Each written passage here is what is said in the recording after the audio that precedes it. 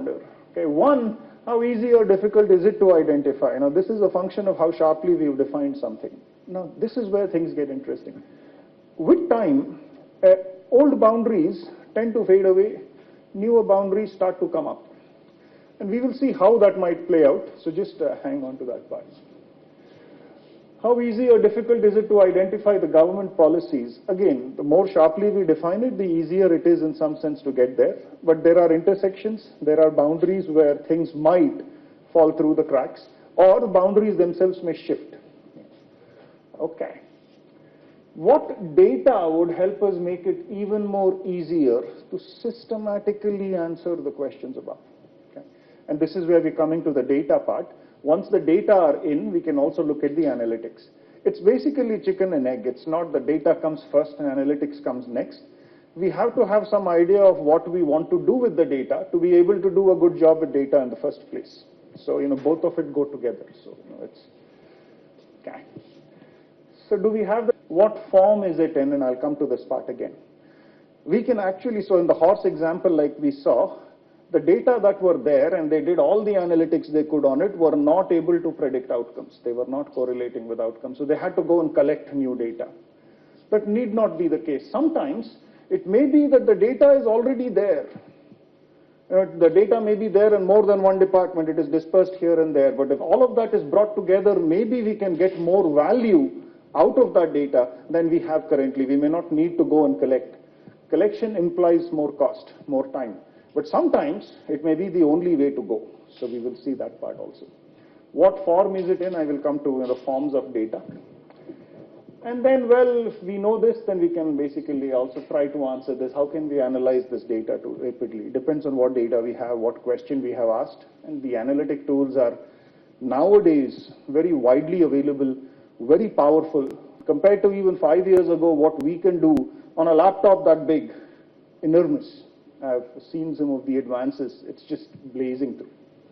Okay. So, which brings me, and basically from this slide directly to the 3 course objectives, the basic, and I should have started with this, but I wanted to put it out there first, and so we can build the objectives to the course. Introduction to data, introduction to the analytics piece, and when you put the two together, what kind of decision making can we do given both data and analytics? So that's the basic focus. So here we are going to look at these types of things, types of data, value of data, transformation of data. And here we are going to look at the types of analytics tools. What are the capabilities? What are the limitations? What are the possibilities? What are the downsides? That's also there. It is not going to proceed linearly. These topics will keep popping up as we go through the sessions. And finally, this one. How can we do better than before? Right, given we have this, and now we have this, and now it basically becomes what are the possibilities? We were doing this, can we do more? We were doing this, but can we do it faster, better, more accurately, and so on? So those are the kind of questions that we can ask ourselves once we are through these 3 basic course objectives. Okay. Here is a quick example, analytics and government action. This is yesterday's news article of analytics, data analytics in government. So 11.44 lakh PANs. This is basically the Minister of State for Finance answering a question in Parliament. And this is what he's basically said. As you can see, this is 1st of August, this yesterday's news article. So let me actually point out the relevant quote, what the minister said in Parliament. So you can just give it a read.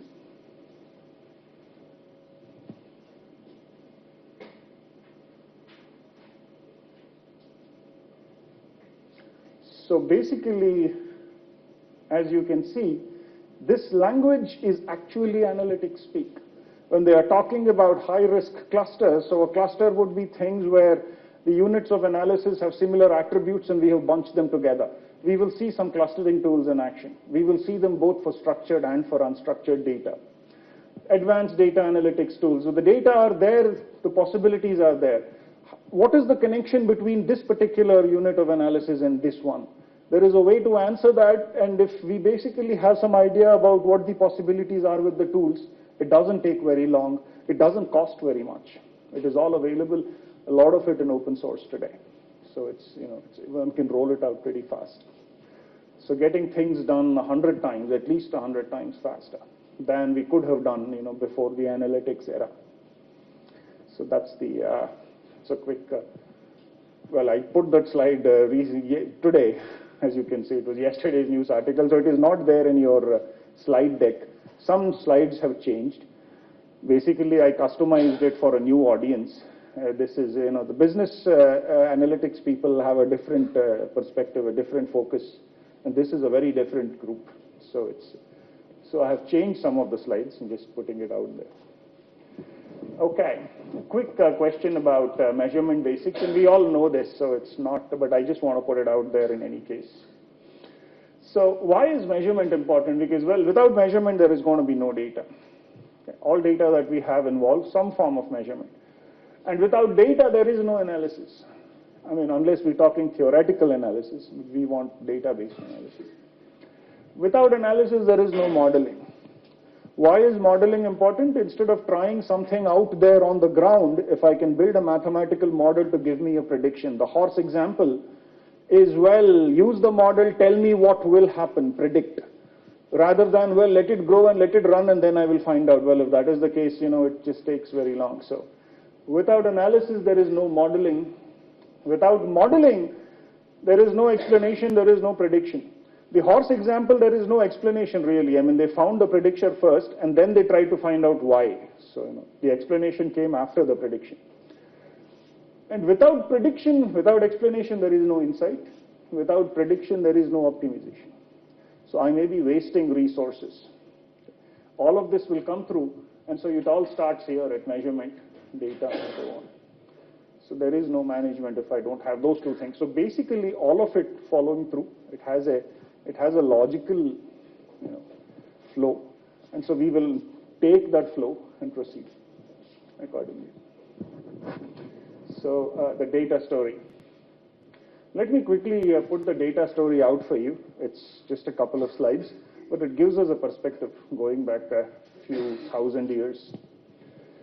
For millennia, record keeping basically meant clay tablets. So you had these parchments, papyrus rolls where people would record. Tax collecting was a big deal even in the time of the Egyptians, the ancient Egyptians, where they would record the amount of grain produced on clay tablets. And that was not very efficient, as you can see. So modern paper was an enormous advance.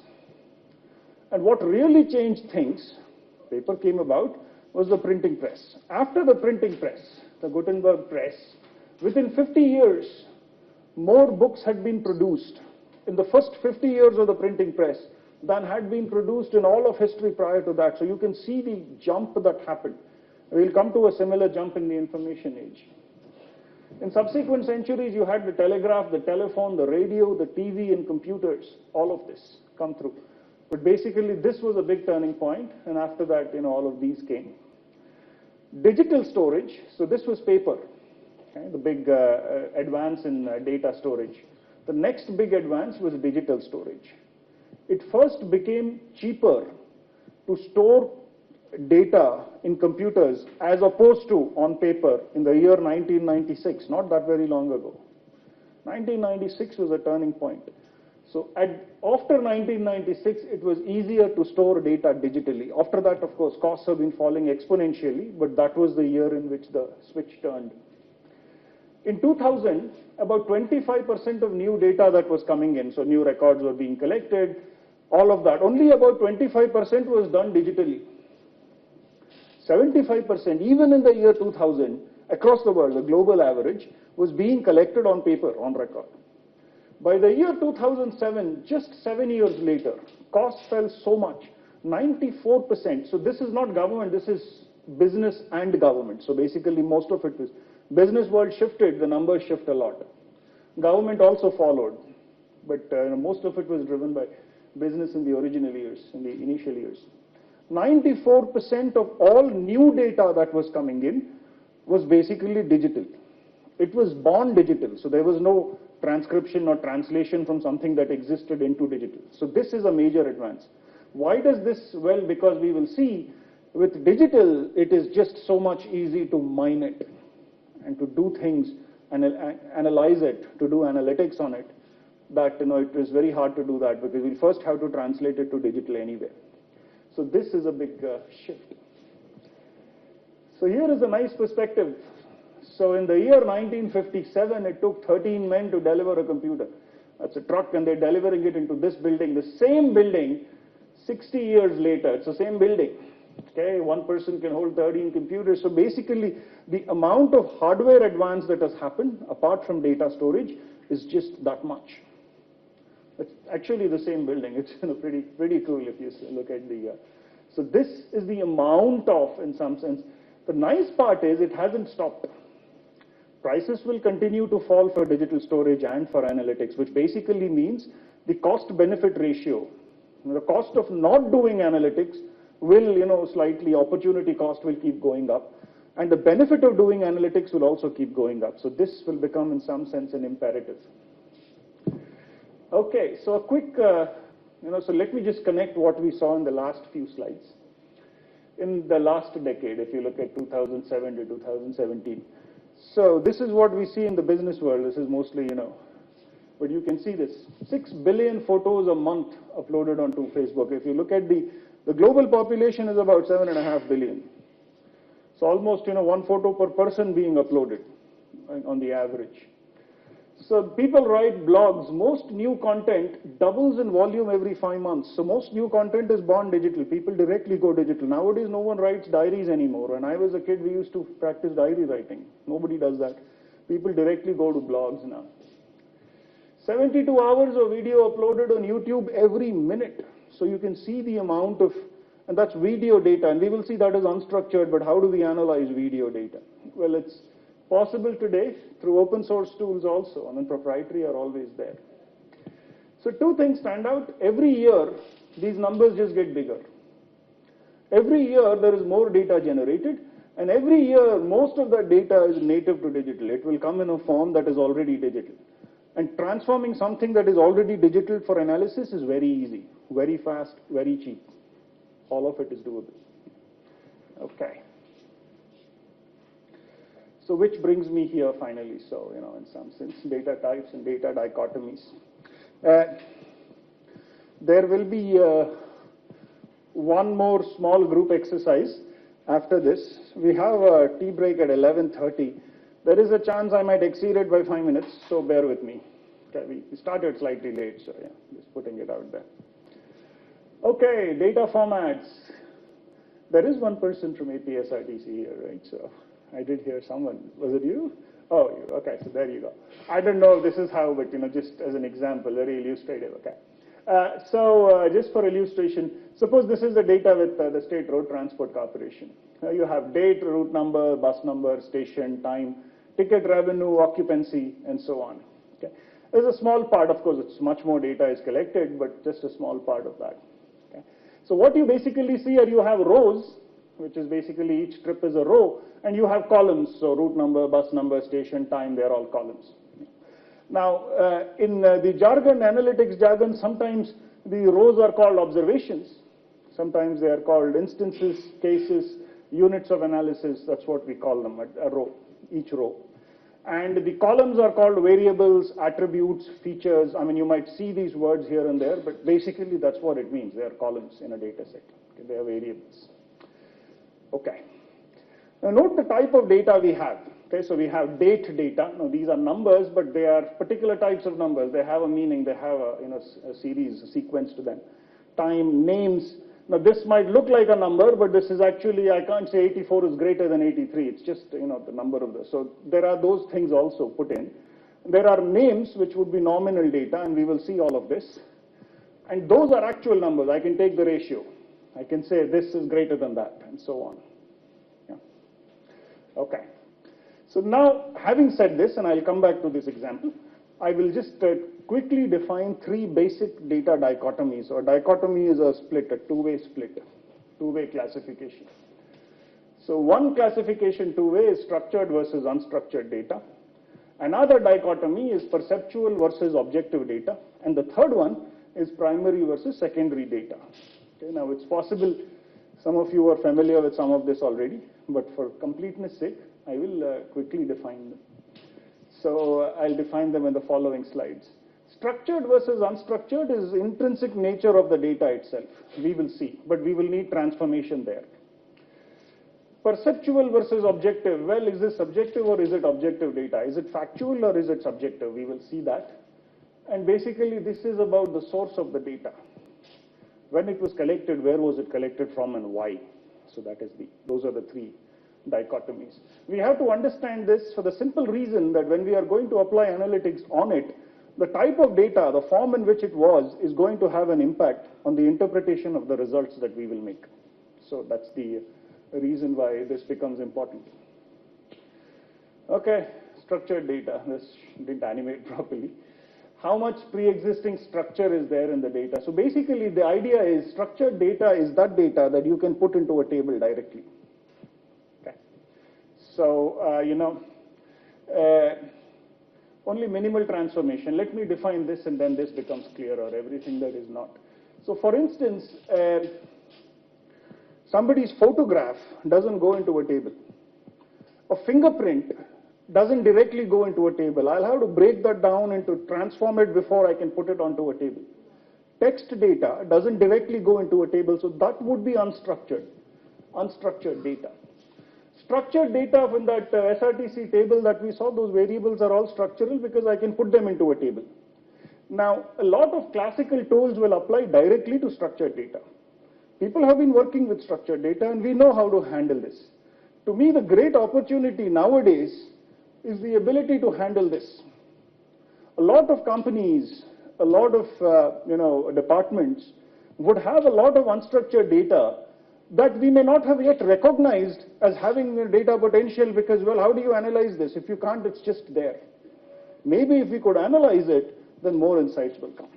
So that is where, this will. So the horse racing example, ventricle size is structured data. I mean, it is one number that I can put into a table. But the quality of the gait, the way it walks, cannot really be put into a table unless I have predefined buckets for it. I have classification already defined for it. So in some sense, just as an example to connect it to what we saw already. So here is a quick question. Which of the following data are structured? Why or why not? What do you think, folks? Unstructured? Yeah? Structured, pretty much. Structured? Yeah, it goes onto a table, but there are some limitations with it. Right, so we will see semi-structured, semi-structured kind of data. Jandan account number, classic structured data. Scheduled versus actual departure time, structured. Structured, right? It's available or it's not. So it's a yes/no kind of variable that might just go in directly. Date of birth, structured again. Photo on the passport would be unstructured. There are ways to analyze unstructured, but for now, we'll have to call it from a different database. It wouldn't be part of an Excel table, so to say. Okay. This is the other dichotomy, perceptual data, the subjective data, about which two people, both reasonable, can hold a difference in opinion. So for instance, this is, kind of a simple example. I give Virat Kohli 8 out of 10, you give him a 7 out of 10. Who is more correct? There is no more correct. It's subjective. It's an opinion. It's perception. It becomes important. Virat Kohli is just an example. It becomes more important if we are looking at citizen inputs on certain schemes, right? So citizen satisfaction, how is it working or not? So those would be perceptual scores. And for them, we can see means, variance, and all of that. So that might come through. Usually about people's perceptions and so on. And usually compared to some reference or prior expectation, I'll come to that. Right? So normally it is with some reference in mind. I'm giving a 5 out of 10. What was the reference? Because that will become important in trying to determine how this goes. Objective data are facts. Okay. So regardless of what opinion we hold, this is a fact. This is based on past history. This is the strike rate. So, that's, and so on. Okay. So this is easy. This would be structured for the most part. This would be structured too to some extent, but sometimes this can be a problem. If a lot of opinion is given, I have a review of a restaurant. What do? It's unstructured data. It's basically open-ended. It's written, by somebody. Can we analyze that? Yes, we can, and we can do a lot. And we will see some of these tools in action soon. true. True. So if I'm giving a rating scale, I am getting perceptions on structured data. I can put it into a table. That's true. That's true. But sometimes, a lot of the time, when I'll come to that, right? So the problem with preparing a structured questionnaire is I already know what questions to ask and what the answer choices are. If I know that, then the problem is well defined. Problem happens when the problem is not well defined, in which case I am seeking unstructured input. So what all could have gone wrong? What all is possible? These are open-ended questions, for which typically the responses are open-ended, they are unstructured. In which case, we will have to use those other tools. And this is the last data dichotomy, primary versus secondary. So primary data are called primary because they're collected at source. So there could be individuals, groups, organizations. One has to go and ask them before it becomes data. Otherwise, it will not come. Secondary data, so think of a survey, an interview, a focus group. All of this falls under the ambit of primary data. The reason it is primary is, but for the fact that one went and collected this data, the data would not exist. Okay. Secondary data are all the data that are already collected. Somebody did a survey last year, the data is already there. Then it becomes secondary to me. For me to go and collect additional data would be primary, because that data wouldn't exist but for my collecting it. That's the idea. Why is this distinction important?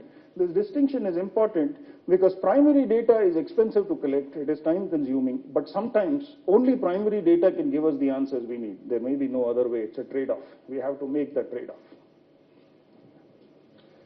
All right, and so, well, you can see all of this in APIs. Okay, so the last group exercise, and after that we can just take a break, and the tea is right out here, but just spend a few minutes on the group exercise before we break. So examples of variables you usually work with in your departments, right? 1 or 2 for structured data, 1 to 2 examples for structured data, 1 or 2 examples for unstructured data that you find in your work, right? If it is possible to link them to the previous group exercise, that would be ideal. That would be ideal.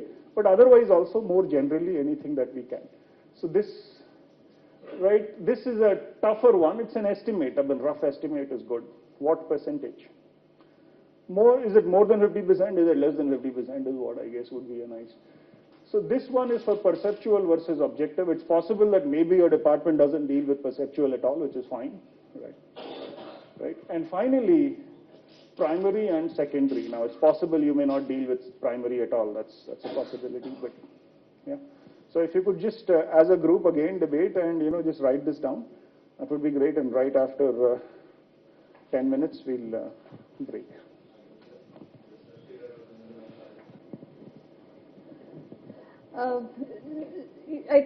I think Sudhir spoke, that I want to explore over the next 4 sessions. And just as a prelude, I'm going to go around the room, get a sense of, who you are, and then I will also tell you a little bit about what I do. And that will at least set us the context for what kinds of examples we can draw on and, those kinds of things. It's a very diverse group, so I'm going to find it difficult to find examples that resonate with everyone. But at least when I detail these examples, I'll try and give you a sense of its implications, right, in that specific context. So hopefully you can take away from that and apply it to your relevant contexts. I'm a faculty with the Information Systems Group at ISB. I'm also the Executive Director for the Technology Research Center, which is eponymously funded by Mr. Srini Raju.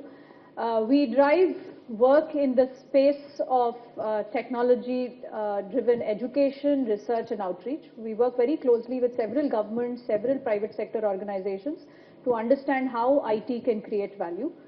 We have various cells for innovation, entrepreneurship, data analytics, as well as digital transformations within the center.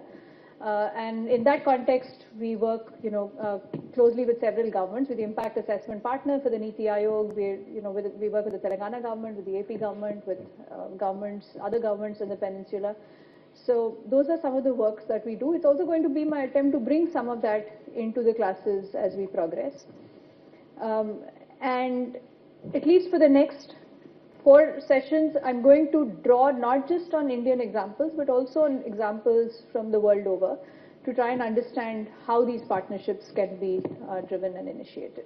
So that's about me. So perhaps we can go around the room and just get a sense of, each one of you, if you don't mind. We'll start with you, sir. Ladies first. Okay. No, we're all equal. It's okay. I'm Oh, please say that's fine. Assistant Director, Vigilance, the Tax Control Administration. Thank you. I'm Rajshekar, Senior Administrator, APS Authority. Thank you.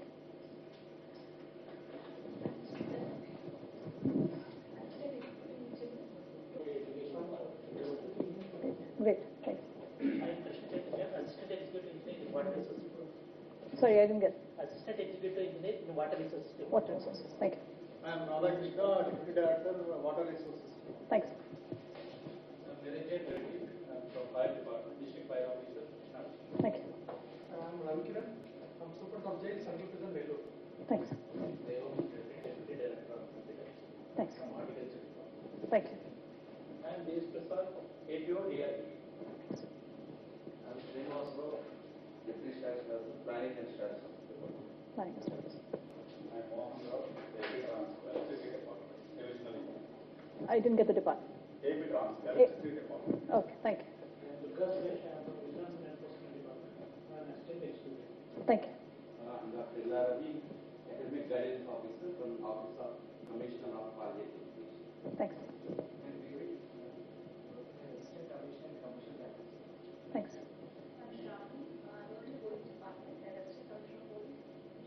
Thank you. Principal Police Training College. Thank you. Thank you very much. Thank you very much. Very diverse group. Okay. This is an even more diverse group than the other class. Okay, so let's try and make this work for everyone. I'm going to start off with just setting some context like we've done several times now, and perhaps even in the earlier class. Neil will get into the details of this transformation much more. But this is the shift in thinking that is essentially driving this program and is also driving a lot of the courses that we have here. And maybe you see this in your departments. You can tell me about whether you see this shift or whether you don't. But how we view technology in government, this is definitely true of the private sector, right? How companies view technology has changed significantly over time. Earlier, it used to be a cost center.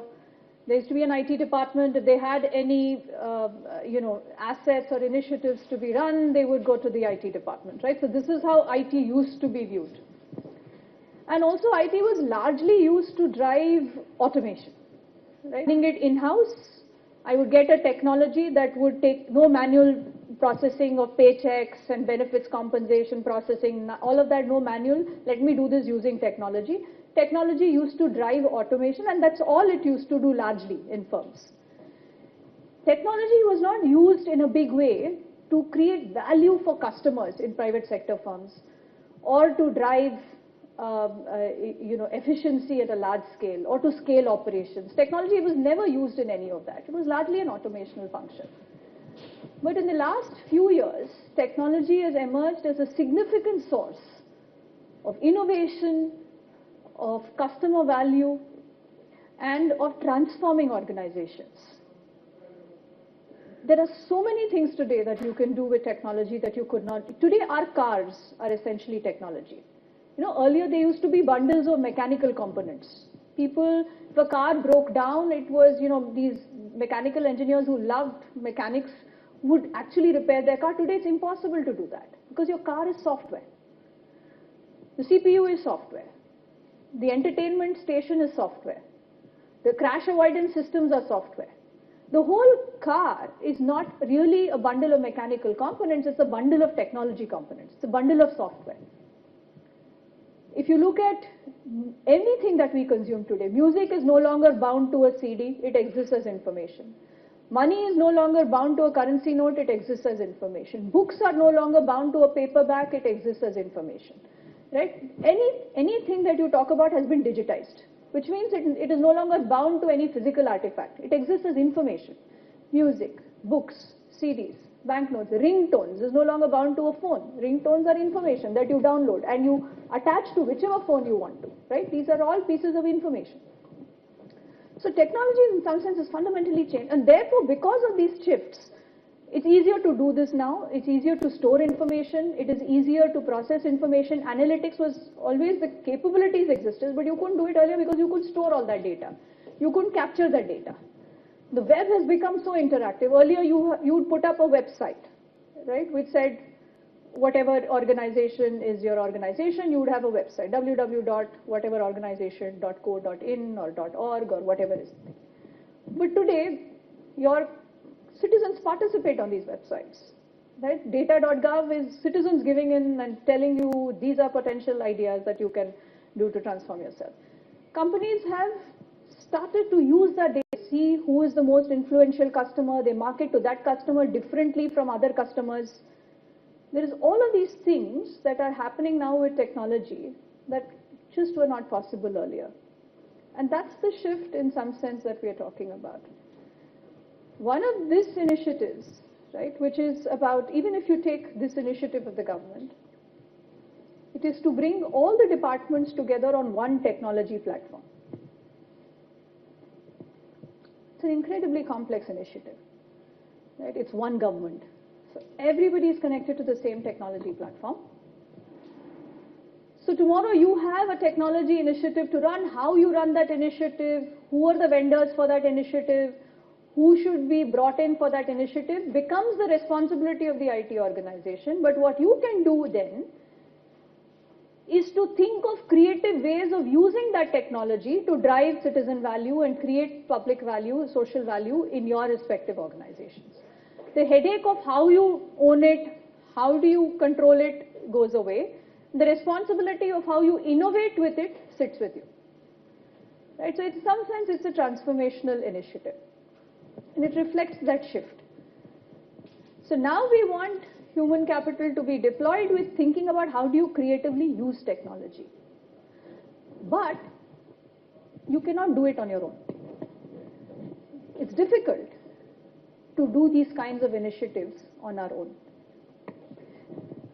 Tell me some of the challenges, right, that you face.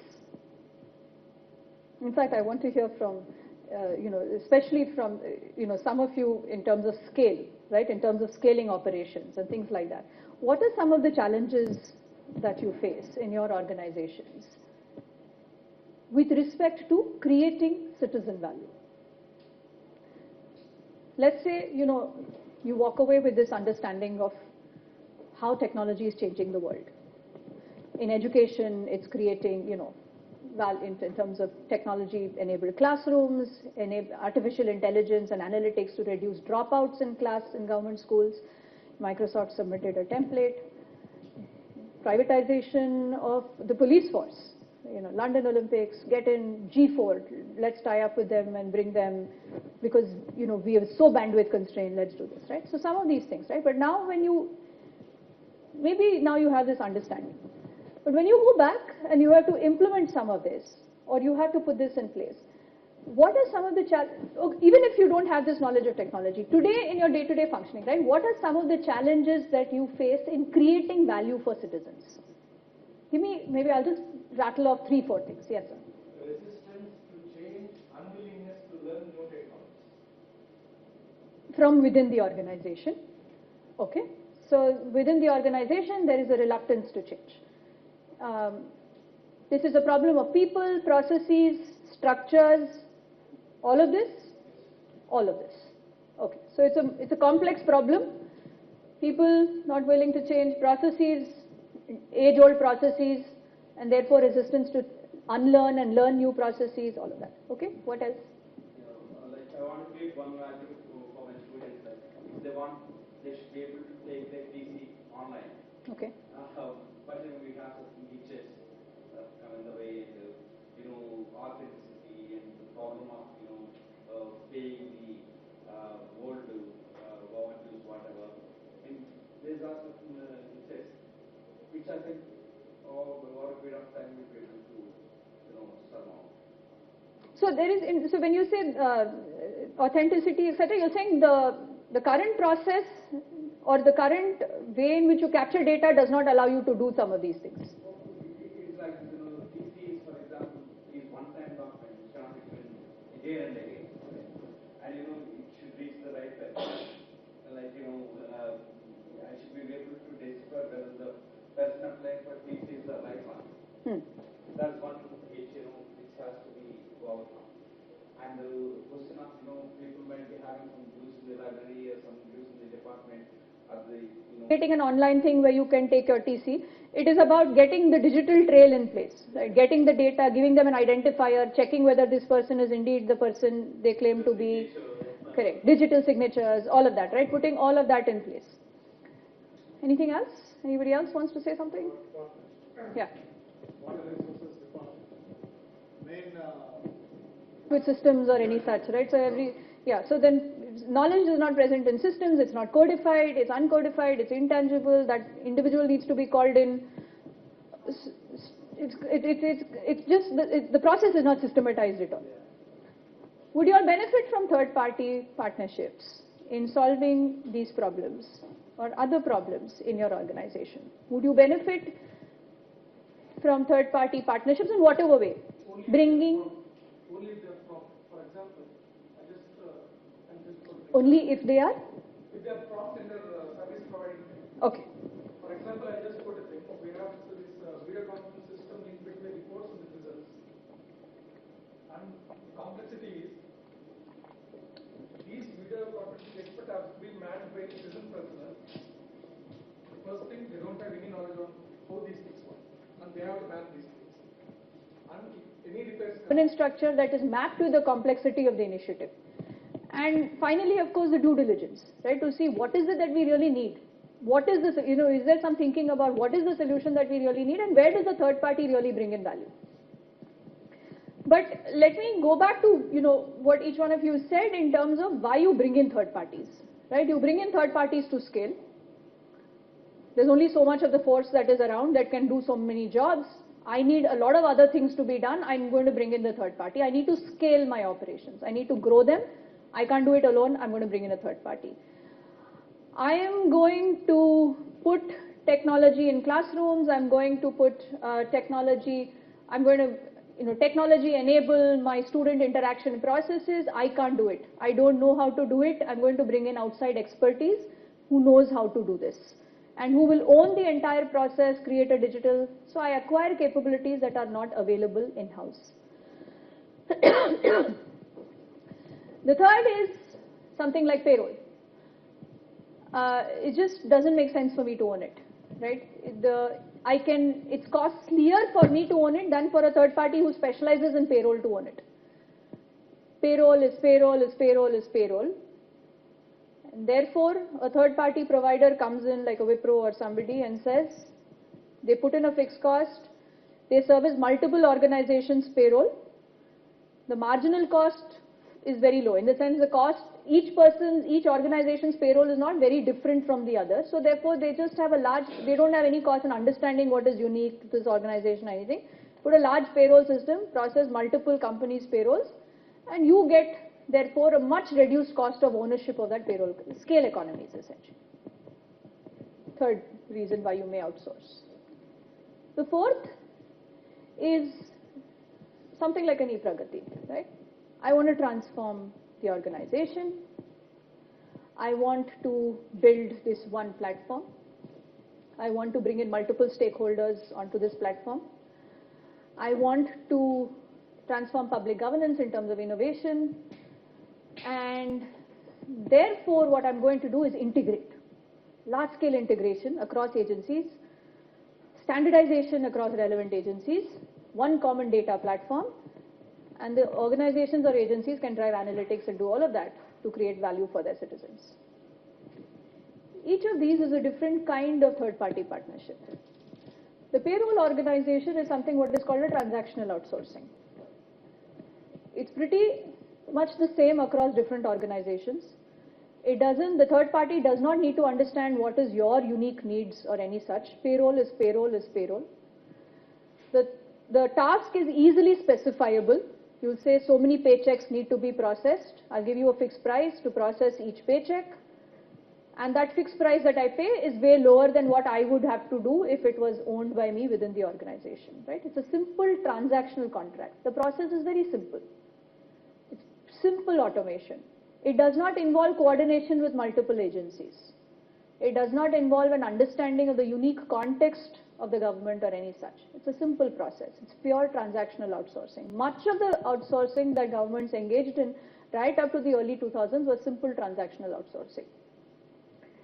Enter the internet and newer technologies that started coming in, government started to now experiment with technology. Technology in classrooms, business intelligence, data analytics, even with a lot of this in the space of security, right? Security analytics. I capture data through different devices. Can I look at this data and predict high-risk behavior, prone to crime behavior, these kinds of behaviors through analytics? I don't have these capabilities in-house.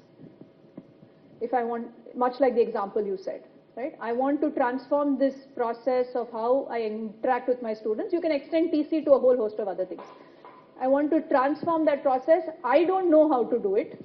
The technology exists and there are providers who can do it. I'm going to bring them in and they will do it for me. That is acquiring capabilities that are not available in-house. The third is transformational outsourcing. I'm completely transforming how you function. I'm going to change processes, I'm going to change structures, I'm going to change some level of business process engineering needs to be done, new behaviors have to be learned, and I'm going to use technology at the front of driving innovation and governance, right? So that's in some sense some form of transformational outsourcing. This is easy, to somewhat easy, that's very difficult. Returns are low in terms of direct citizen impact, low. Capability outsourcing definitely exists, but with minimal disruption. Transformational outsourcing has that curve. The risks are higher, but the returns, in the public sector returns in terms of being able to drive innovation and value for citizens is also much higher. The ability to drive impact becomes much higher. Risk in terms of, let's look something like an e-Pragati. I mean, forget e-Pragati because you need we need to understand this much better. But let me take a platform of let's say one government. I'm going to integrate all the departments just in this room. Right? I'm going to integrate everybody onto one platform. Do you foresee any challenges in this? Yes. No, tell me some of the challenges just in terms of adoption. Because we work in silos in the sense that we have our own Exactly. We have our Exactly. own he is our own everyone has his own objectives and visions and other things and Exactly. how to really answer the citizen requirement as citizen-centric. But to bring in everything into it for a citizen. Just that, let's say each of you has your own data sets, you have your own technologies, you have your own systems, different platforms. Each organization is like a company unto itself, right? You have your own platforms, your own processes, your own structures, own stickiness, different people and different individuals, domain knowledge. Now I'm saying that, the data will be integrated, right, across all of them. Whatever is your databases are gone. You connect to this platform to access the data. Your databases are gone, you connect to this platform to get your data. I'm integrating and bringing all of you into one common platform, right? So whatever, for instance, all this Aadhaar-enabled citizen data sits here. You want it for whatever purpose, you access it and you get your permission. Civil supplies will get one view of it. The petroleum department will get one view of it. So the education department gets one view of it. So everybody gets different views of the same data. I'm doing this today. Till yesterday, you were following a certain process. Today, I'm doing this. Is this going to be disruptive? Yes. Right. To a larger extent and for a longer time. Yes, to a large extent, the scope of change is large, and the scope of change must be managed over a longer period of time. Have some of you worked with these for long periods of time, these processes and systems? Yeah. So now if I change the process, Do you need to be trained on the new processes? Yes. Extensively? Yes. For long periods of time? Yes. Is there going to be resistance to that change? Of course. Of course. Right? So then all of these are the risks. When you say what are the risks, those are all some of the risks of not adopting are much higher. If let's say I say that, you know, and I'll bring this up in the next slide.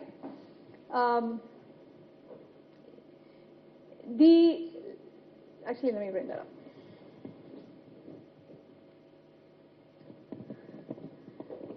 Are there any LCM, I mean the least common principles, or least common things which you can integrate and the rest of things can be taken care of? Of course, those are the paths to managing the risk, right? So you're saying You said the finance part. technology in all classrooms, we're going to change how education is imparted. We want to reduce dropout rates in disadvantaged communities. So in all government schools, we're going to now put in tabs.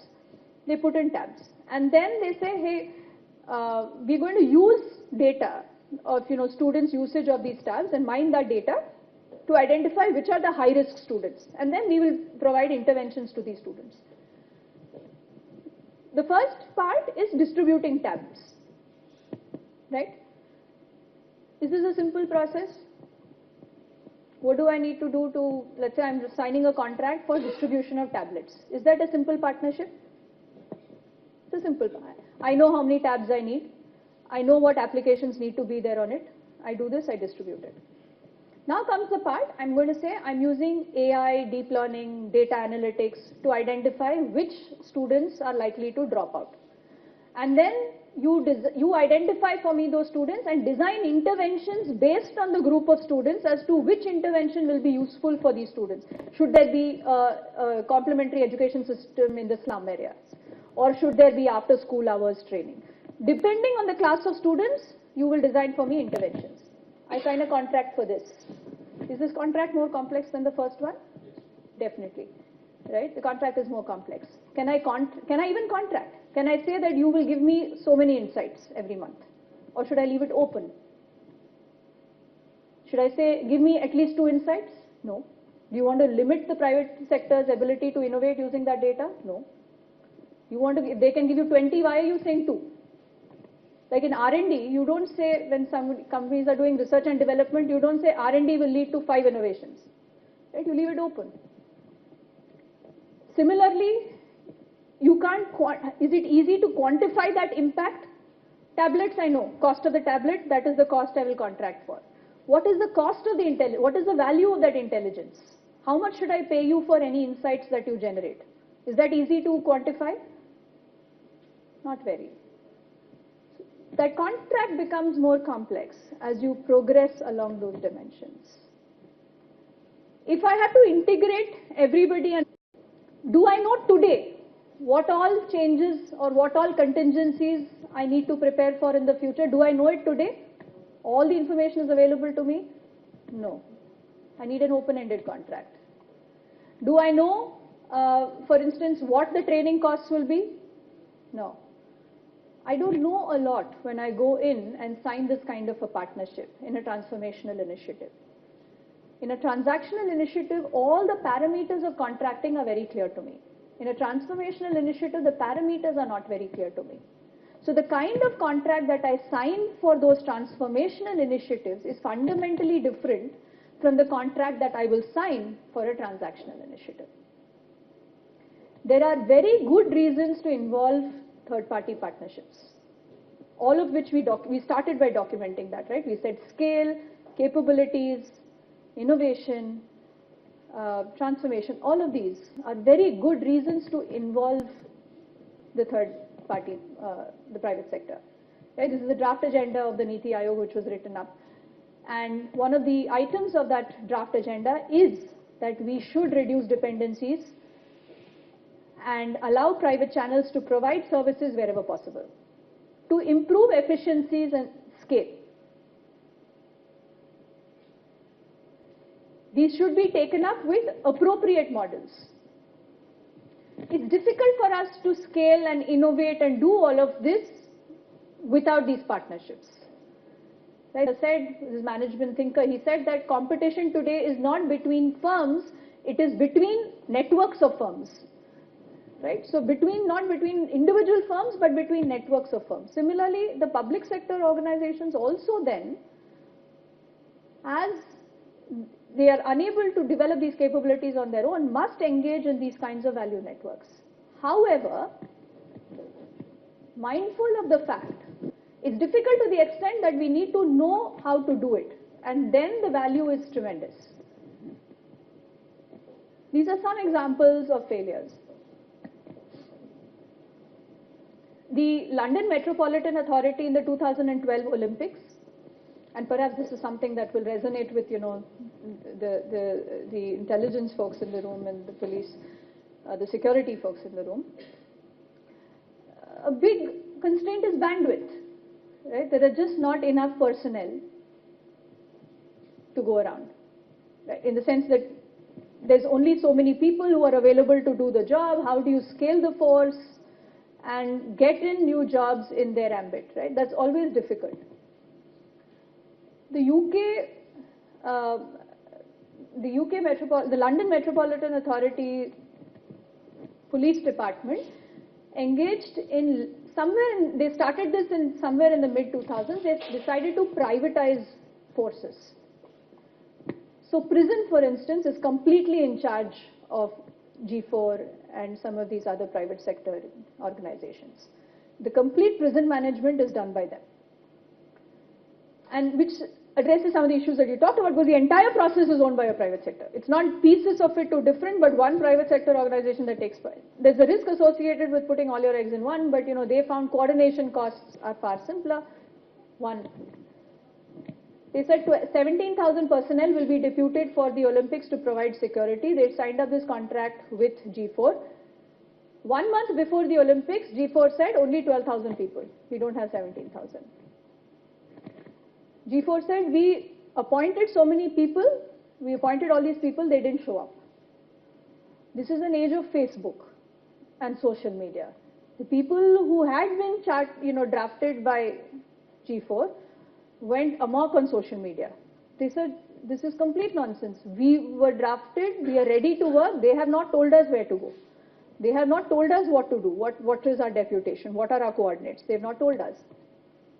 And in that case, the city started to get a little uncomfortable, because it wasn't clear what G4 had done, how prepared they were. If this was the level of preparation, they just were not comfortable with such a large-scale event. And then citizens, of course, emboldened by this, started to figure out the loopholes in the G4 security. So they started posting too. We tried this didn't work. The government was just not comfortable. They cancelled the contract, and then 17,000 army personnel were called in for this job. Huge opportunity cost on the army's time, but they were summoned in for this kind of a task. The city lost a lot. G4 lost $800 million in market value in just 4 days. They called this contract a complete shambles. It just didn't work. Nobody assessed whether this private party was ready for the job, what was the scale of the work, what was involved, and whether their current capabilities allowed them to do it. It was a complete shambles. Similarly, there are many examples of this, right? The US has a lot of waterworks that is privatized. City of Minnesota, huge success. Atlanta was a complete disaster. Similarly, there's no understanding of what all is involved. They wrote the wrong contract for a job that was constantly changing. They got locked into a price. The price needed to be renegotiated. The city refused to renegotiate. All of this sounds familiar. And the contract was, had to be taken to the courts. A lot of valuable time lost. So for every contract that works, there's a contract that doesn't work. And therefore, there is this need to understand what works. What should you outsource? How should you outsource? And what are the competencies that one needs to develop in creating these partnerships? And these are some of the reasons that we've already catalogued in terms of why you outsource. There's only one simple principle when you develop partnerships. What is the cost of doing this in-house versus the cost of doing it outside? That is your production cost. you add to that cost what is called transaction costs. And these are examples of transaction costs. Finding a vendor, negotiating a contract, specifying the contract, specifying metrics for performance and performance benchmarks. The cost of transferring knowledge to the vendor, the cost of explaining the process, the costs of change within the organization that needs to complement this technology. Travel, communications, all of these are costs of transacting with the vendor. And for transactional outsourcing, these costs are all close to zero. For something like a business intelligence, business analytics, IT-led innovation, these costs are incredibly high. And what is its value to the citizen in this, or my any key stakeholder? If this process goes wrong, does my value proposition get affected? Together, it will determine whether the contract that you write with a third party is going to be a transformational contract or a transactional one. Just looking at that core competence, because you may have something which is impact on your core is high, with impact on operations is high, but it may be a simple process, it may involve few interdependencies, it may not be very strategic. In that case, you can still outsource it. So you want to look at both of these things together to determine whether it's going to be a transformational contract difficult to manage or a transactional contract which is easy to manage. And I just want to give you some quick data on, we looked at around, believe that a bulk of your contracts are transactional contracts. You can't have like no contracts. No? How many of you all have no contracts? So all three answers no answer is, this cannot be the case. So that's pure transactional, right? So that's what I'm saying. So bulk of you believe that most of the contracts are transactional contracts. What are some of the kinds of, give me some examples of transformational. Can you give me examples of one or two transformational?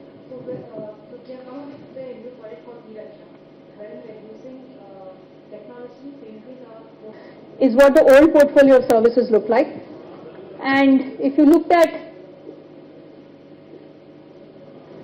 what it looks like post 2003, it's largely strategic and informational. The transactional component exists. One second, I want to make sure I'm showing you the right slide. World, rather than just pure transactional. But a large percentage of them are moving toward, essentially will come in here as a transactional.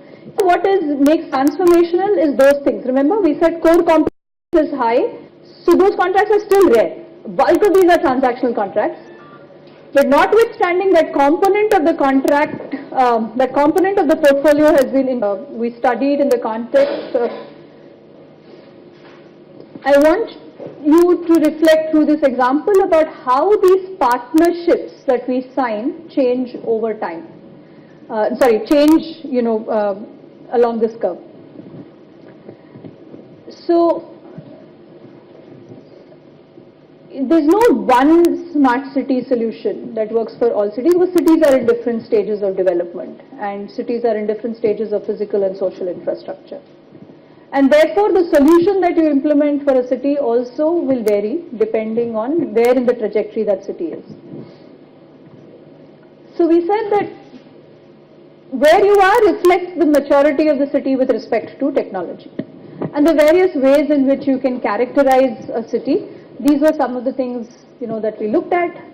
What is the development level of the region? What is the state of physical infrastructure? What is the state of social infrastructure? And that in some sense helped us map a city to each of these points. And I'm just going to take you through three different management systems or contracts that you will, in some sense implement, right? I'm going to automate them so that based on traffic flow through the signals, the lights are automatically activated, right? So these are automatic traffic signals, they automatically change based on traffic flow. And based on the data that I get from these traffic data allows for automation of citizen interactions. Automatically, I will send you all your list of violations that you've done in the last 1 month in greater detail. Yeah? Before we part the session, sure. given your proximity to the CM or otherwise, is in this kind of in great.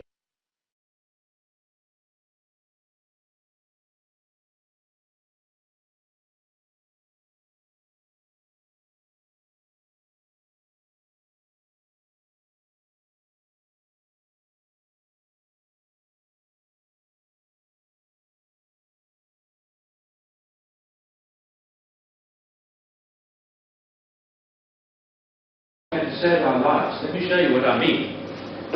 The picture's lousy, but look at the red car. You see the red car there? Watch the red car.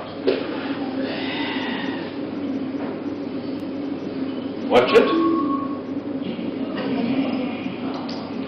Okay.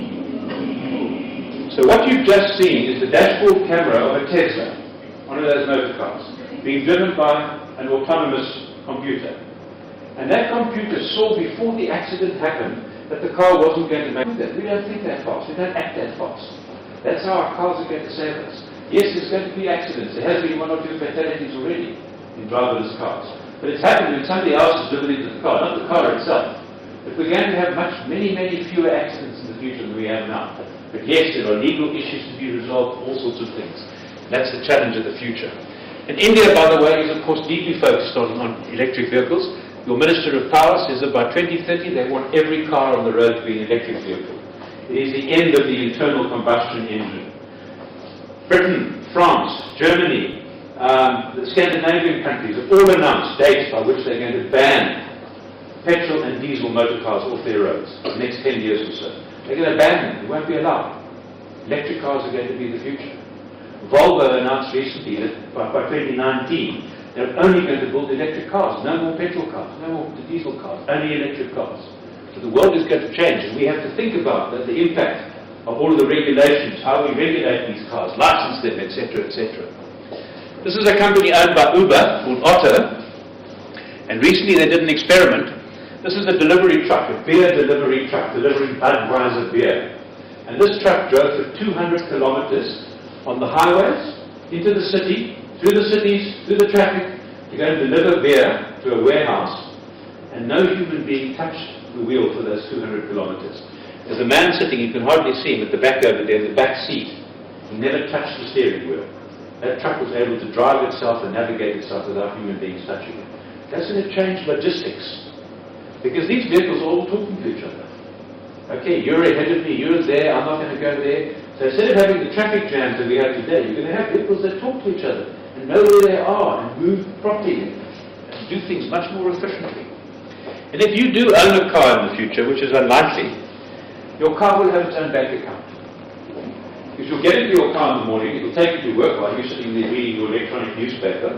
When it drops you at work, your car will say, well, have a nice day, I'm going to earn some money now. And we'll go out and join the fleet of cars driving around the city, picking up people and taking them where they want to go. When it picks you up after work, it'll say, I made $100 today. Isn't that nice? Your cars are going to do that. Why are we going to own a motor car if we can tap a button and 30 seconds later a vehicle arrives at our door to take us where we want to go? Who owns a motor car here? Hands up. Anybody own a motor car? A couple of people. So that is the worst investment you have ever made in your life. You know why? Your motor car stands on average, idle, doing nothing, 95% of its life. You drive to work, what happens to your car? It stands all day doing nothing. You go home, you park your car, what does it do? It does nothing. 95% of the average life of a car, it's doing nothing. It's the worst investment you could ever make. And we're going to switch from ownership to usage. What I want is transport. I don't want to own a car, I just want to be moved. And it's going to change the way we live. It's going to change the world. And Elon Musk says, in 20 years' time, 15 to 20 years' time, it'll be like owning a horse. The only reason we'll own a car will be for sentimental value, not for efficiency. It's just not going to make sense anymore. And of course, cars are just one example of the Internet of Things, connected world. Everything is going to become connected. Our apartments, our houses are going to become part of this digital ecosystem that is completely connected around the world. Now, I'm sure some of you are looking at me and saying, this guy is crazy. He must go back to Africa. He's a crazy guy. But we have a saying in Future World, when somebody says that's crazy, we say, yes, but is it crazy enough? because we haven't yet imagined the extent to which the world is going to be changing in the future. I call it a world beyond collaboration. So for example, who are the largest software vendors in the world? Apple and Google. And the millions and millions of apps that we have on our phone, do they create them? No. Our children write them. Our young people write those apps. They simply provide the platform for those apps to happen. The most popular media in the world is Facebook. Who creates the content for Facebook? We do. And we give it to them for nothing. The world's largest retailers, Alibaba, Amazon, they don't own any inventory. They don't own the things they sell. They simply represent other people. They become the channel, the delivery channel, the platform that distributes these things. The world's largest taxi company, Uber, doesn't own one vehicle.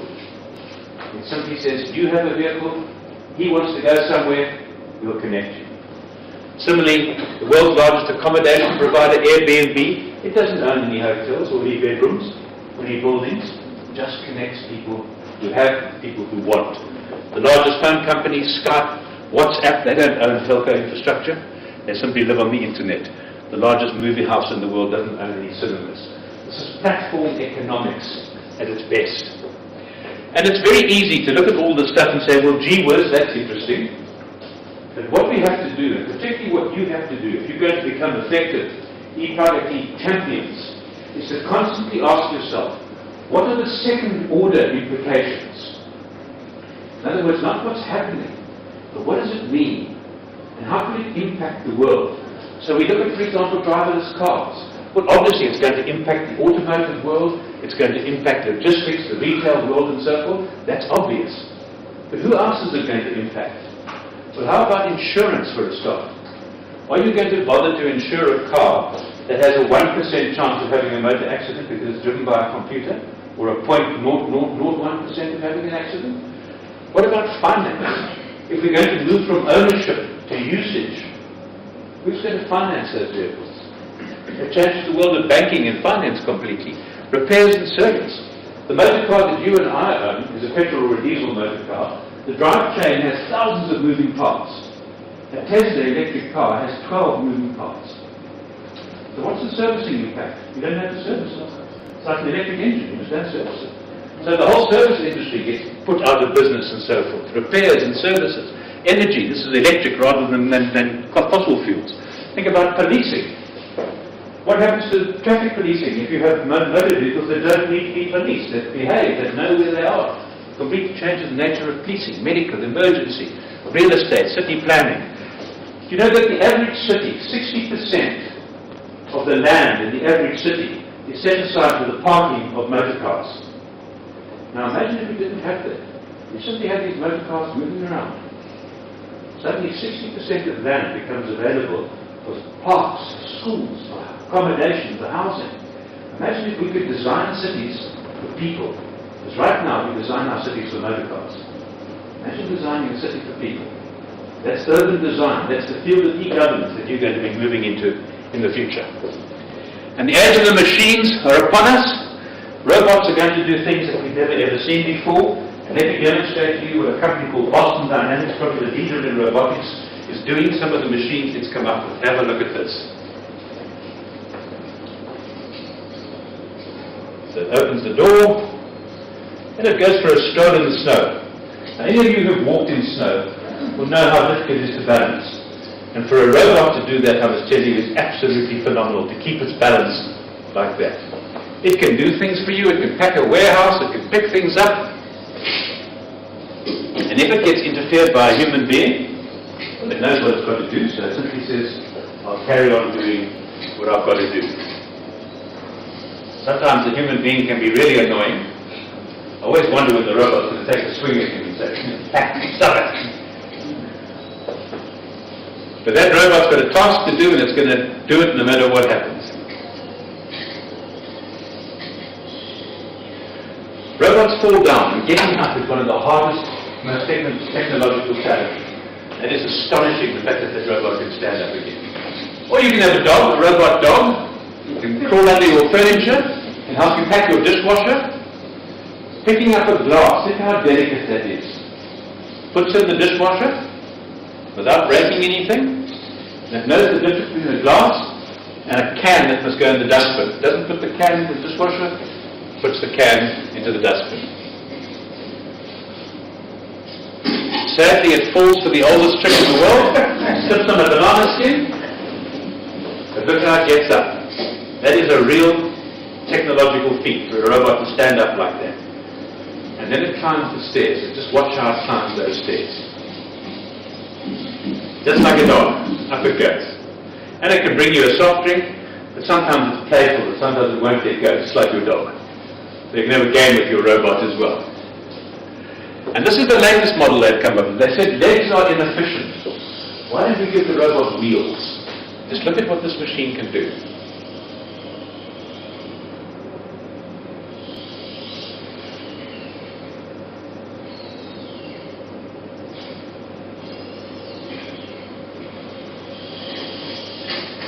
Who said robots can't jump?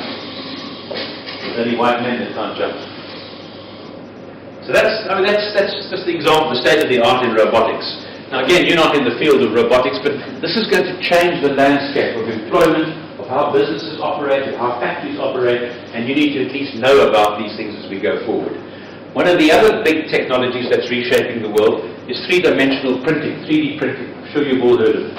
Where you use a printer, but instead of printing ink, it prints plastic or metal, and it builds up layer by layer by layer, so you can actually print it. And this is Dubai, where I do a lot of work. That, incidentally, is the Prime Minister's office in Dubai. Those are his conference rooms over there. I do work up in those conference rooms. They're beautiful. And these buildings down here have all been printed, not constructed with builders laying bricks. They've been printed on giant printers, 3D printers. The furniture inside them, the buildings themselves have all been printed. This Dubai says, by the way, that they anticipate by 2030, I think it is, they want 25% of the buildings in downtown Dubai printed, not built by builders, but printed on great big machines. And this is a Russian building. This was printed a few weeks ago. This is a 400 square foot home, entirely printed with a giant 3D printer using concrete and industrial waste that they use to build this building. So we're starting to print our lives around us.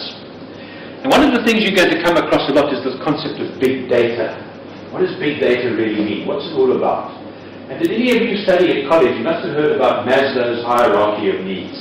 That triangle where we start off with the basic needs, shelter and food, then we move up until we aim for what they call self-actualization. As we become more civilized, we move up there. Well, there's a new hierarchy of needs related to data. And as I said, data is the new gold, the most valuable commodity in the world. And it's something called DIKW. And if you think about government, you've got tons of data. But right now your data is sitting in silos in different departments. And big data simply means taking all of that information and turning it into something else. And this is what it is. You've got data. Big data means how do I take that data and convert it into information? How do I turn the information into knowledge? And how do I turn that knowledge into wisdom at the end of the day? And wisdom means I can take that data and I can create value. I can add value to the lives of my citizens. I can run my department more efficiently. I can do things I could never do before because my data has been turned into wisdom. And it's growing constantly all the time. We've hardly started. As I said, all of your data right now is sitting in different silos, but you're going to be putting that into a single platform as e-Pragati goes forward. And it's going to be beyond our imagination, this connected world, this world of the Internet of Things that I've just described to you. They say there's going to be 100 billion connected devices within less than 10 years. And there's only 7 billion people on the planet. And there's 100 billion devices that are connected and talking to each other all the time.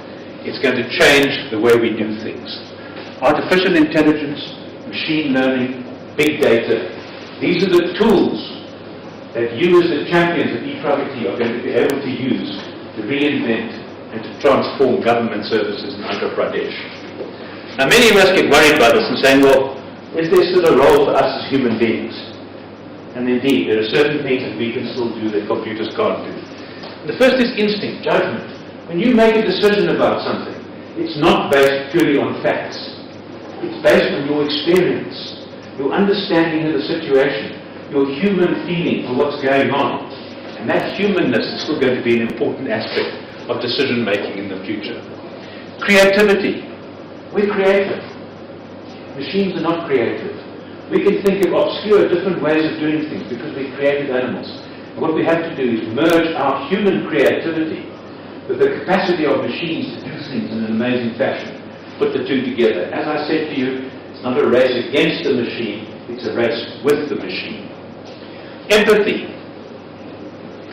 We have humanity, we have human understanding. We understand the circumstances of people. Those people are having a particularly difficult time, let's give them a bit of room, give them a bit of space to do things. That's human empathy. Machines don't have empathy. So important, our humanness is going to play an important role in the future. And curiosity. Why do we progress as a species? Because we're curious, we're constantly trying to do something new. Machines don't have that ability. We're curious human beings, we're going to drive the world forward.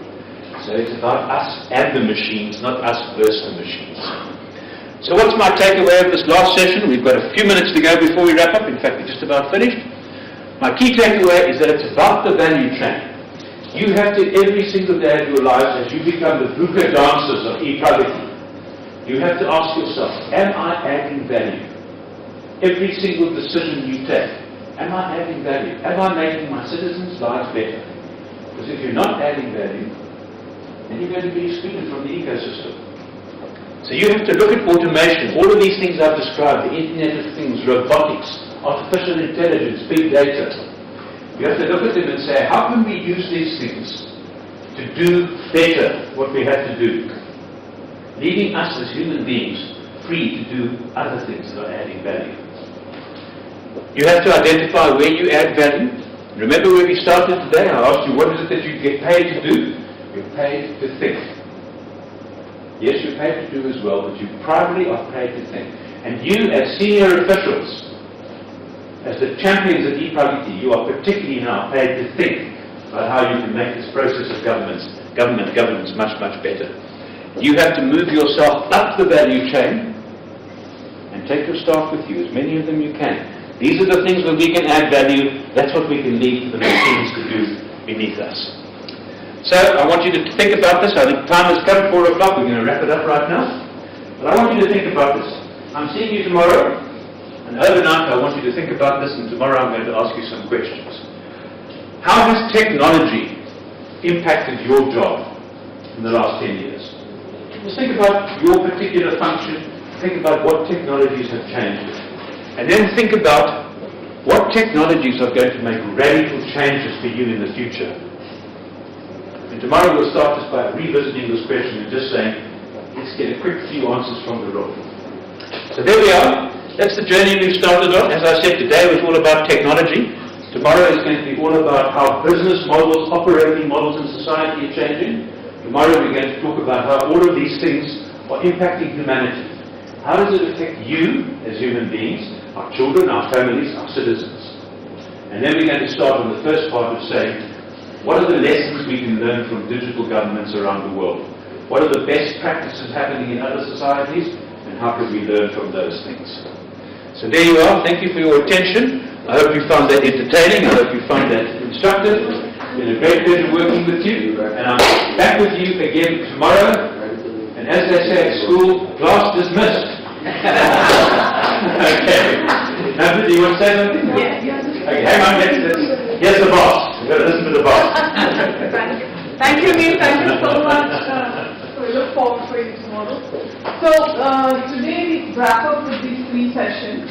So whoever are in this room would be part of batch 3. So, and we would need to do a icebreaker session. We still understand that you all are from different departments, different groups, and we'll all focus together in one group. Maybe it could be a common email group, or it could be a WhatsApp group. It's good to, so we'll do the ice-breaking session tomorrow morning at 9:30, and we will have an orientation. I think we had one small session in the morning, but this orientation is important because we will define the way we will interact with you for next 6 months. So it is 6 months course. We're very sorry that we didn't get a communication that it was how long it was. So we have, from ISP, we have not sent any communication so far to any of the participants. The reason being, the nominations were received, but we didn't know who has confirmed who will be coming for the classes today. This was planned in a very short duration. And therefore, we wanted to see who's going to be here today, then classify them into batches, then start our interaction from ISP. So you will receive a learning management system email like Karthik described. So you will receive an email from ISP, and that will have a password and a username. So you'll have to enter that particular learning management system, and it is a simple interface that you saw, which will have all the related content. Whatever is given here, even beyond that, we will have all information online, including needs presentation, future interactions. We will have some online interactions with faculty or speakers. We will design them for next 6 months. And there are assignments, so we will have also assignments uploaded on that platform. So this orientation we will give you tomorrow morning, because Karthik and I, we both plan to do this together. So we can do to one batch at a time. So we will do it for batch 2 today and then batch 1. Tomorrow morning we will continue for you. At 9:30 to 10 will be the orientation. And again we will have 3 sessions which will close by 4 o'clock in the evening. So if there are any doubts, we've just started, so definitely once you enter the learning management system online, you will be very familiar with everything. Then post-classroom, we will have numbers, emails of our team. Karthik, me and one more person. Yes, you can write to us for anything, call us to know whatever it is, whatever doubts you have. Definitely we need more engagement, more discussions around it. So with that note, we end the day 1 and we will see you. And we have to fill in attendance thing that's been done, right? It's not been completed.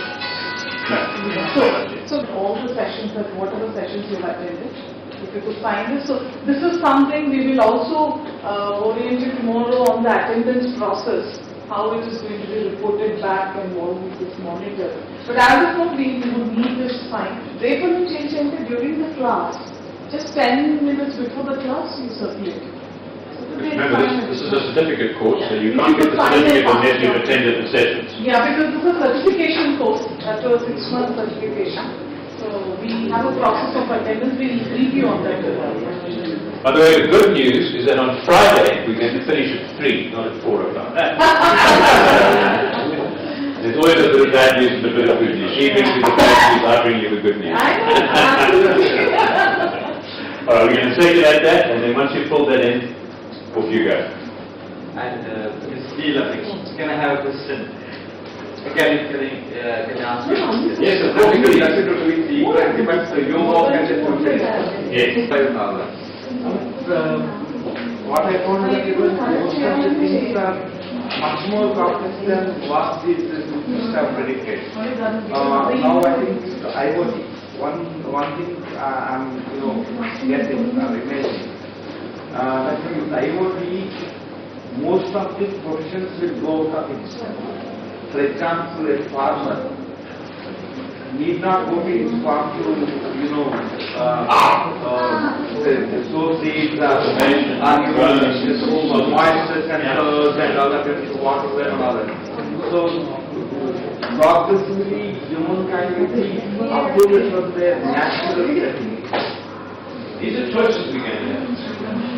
But certainly agriculture in particular, the technology in agriculture is amazing right now. I mean, I've got a colleague back in South Africa who runs a huge farm, and he used to employ about 70, 80 people. Now he employs 2 people, and they're young engineers. And it flies drones, and it flies, the tractors are now controlled by satellites. No people.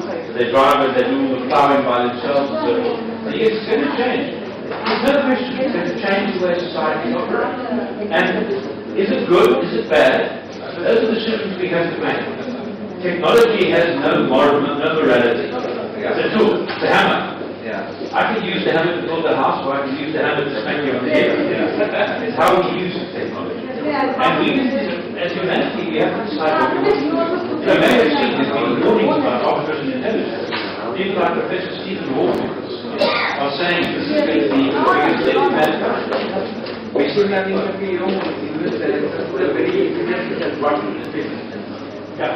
Right, I mean, like, what we are, like, given species, we are heading towards, maybe, playing our role too. Well, maybe we also, maybe we're not. They said the same thing in the Industrial Revolution.